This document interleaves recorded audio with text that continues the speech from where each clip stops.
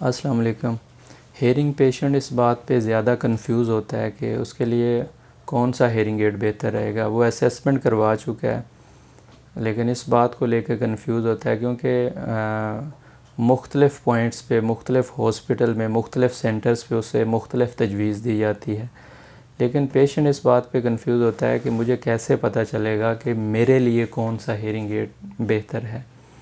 तो उसमें हर एक की मुख्तलिफ़ सजेशंस होती हैं, मुख्तलिफ़ आरा होती हैं, हर एक की अपनी एक्सपीरियंस, अपनी एक्सपर्टीज़ होती हैं, वो उसी हिसाब से गाइड कर रहे होते हैं। बेसिकली पेशेंट के लिए कौन सा हेयरिंग एड बेहतर रहेगा ये डिपेंड करता है सारी टेक्निकलिटी के ऊपर, पेशेंट की सिचुएशन के ऊपर, उनकी असेसमेंट रिपोर्ट्स के ऊपर कि उनकी असेसमेंट रिपोर्ट पे डेफिशिएंसी किन किन फ्रिक्वेंसीज़ के ऊपर है।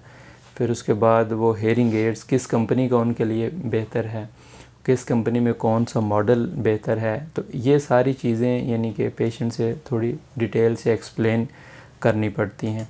उस पर यह सिचुएशन होती है कि जब भी किसी पेशेंट को हेयरिंग एड सजेस्ट किया जाता है, उसकी रिपोर्ट मैटर करती है, उसकी सोशल एक्टिविटी वो क्या करते हैं, उनकी जॉब डिस्क्रिप्शन क्या है वो मैटर करती है। पेशेंट की एज, और यानी एज अगर वो एजड पेशेंट है, घर में नॉर्मल बातचीत ही करनी है तो उसके लिए भी पेशेंट को मुख्तलिफ सिचुएशन के ऊपर एक्सप्लेन कर दिया जाता है। पेशेंट यंग एज में है, बच्चे को हेयरिंग एड लगना है, तो ये सारी सिचुएशन को देखा जाता है।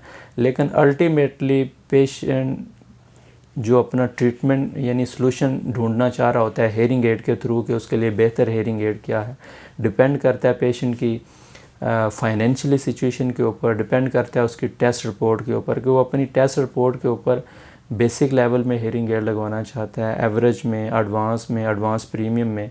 यानी अगर पेशेंट का सेम लेवल का प्रॉब्लम है तो वो बेसिक लेवल में लगवाएगा तो उसका बेसिक लेवल में रिज़ल्ट मिलेगा, क्वालिटी ऑफ साउंड का, फिर डिस्टॉर्शन कंट्रोल सिस्टम का और स्पीच के ऊपर फोकस का, फिर दीगर इसके जो रेलिवेंट फीचर्स आ जाती हैं उसके ऊपर। अगर एवरेज में करता है रिज़ल्ट थोड़ा सा कम्बिनेशन अंडरस्टैंडिंग के ऊपर, क्वालिटी ऑफ साउंड के ऊपर बेहतर हो जाता है। और तीसरा ये है कि अगर एडवांस में करता है और एडवांस प्रीमियम में करता है और फिर इसके सराउंडिंग में जो चीज़ें सपोर्ट कर रही होती हैं, हेयरिंग एड्स की बेसिक फ़ीचर्स होती हैं, चैनल्स होते हैं, फिर उसके बाद फंक्शनिंग लेवल्स होते हैं। फिर ये डिपेंड करता है कि किस कंपनी का हेयरिंग एड है। नॉर्मल कंपनी का हेयरिंग एड उसमें अच्छी से अच्छी फ़ीचर्स भी हों, एक अच्छी कंपनी के हेयरिंग एड बेसिक लेवल का भी हो तो उसका परफॉर्मेंस, उसका रिज़ल्ट ज़्यादा बेहतर रहता है। तो ये बेसिकली पेशेंट की सिचुएशन को सामने रखते हुए डिसाइड किया जा सकता है और पेशेंट की फाइनेंशियली सिचुएशन पे भी डिपेंड करता है। फॉर एग्ज़ाम्पल पेशेंट इतना ज़्यादा पे नहीं कर सकता, उसकी पेइंग कैपेसिटी कम है, तो फिर बेसिक लेवल में जो अच्छे से अच्छा हेयरिंग एड, अच्छी से अच्छी फ़ीचर्स में उसके बजट के मुताबिक है वो उसे सजेस्ट कर दिया जाता है। अगर पेइंग कैपेसिटी ठीक है तो उसमें बेस्ट परफॉर्मेंस में ऑप्शंस पेशेंट को दे दी जाती हैं। वो फिर ज़्यादा उनके लिए जो रिलायबल हो, जिसकी बैकअप सपोर्ट बेहतर हो, जो फॉर लॉन्ग टाइम चलने के ऊपर पेशेंट को प्रॉब्लम ना आए, जिसकी स्पीच अंडरस्टैंडिंग बेहतर हो, तो वो पेशेंट को फिर उसी हिसाब से सजेस्ट कर दिया जाता है।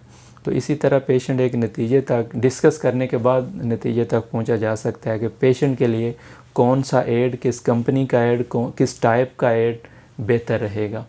तो अगर आपके पास हेयरिंग टेस्ट रिपोर्ट है, अगर आप उसके ऊपर कंफ्यूज हैं तो आप अपनी रिपोर्ट लेके या व्हाट्सएप करके राय ले सकते हैं कि आपके लिए सिचुएशन के हिसाब से कौन सा बेहतर हेयरिंग एड है, वो आपको तजवीज़ कर दिया जाएगा। अस्सलाम वालेकुम।